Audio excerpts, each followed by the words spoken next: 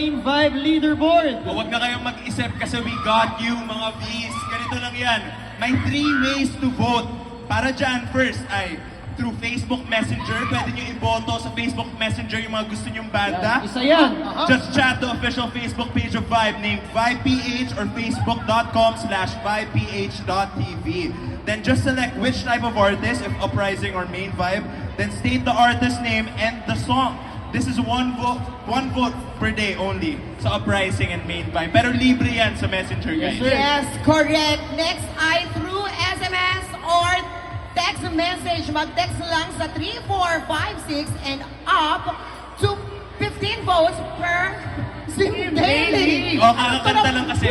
Gets naman namin. Nakatapos ang hinihingal pa. O, hingal pa. From the top! From the Tubig! top! Gusto pa tubig? Sige, uulitin ko. Sige, Ulit, sige. Elijah.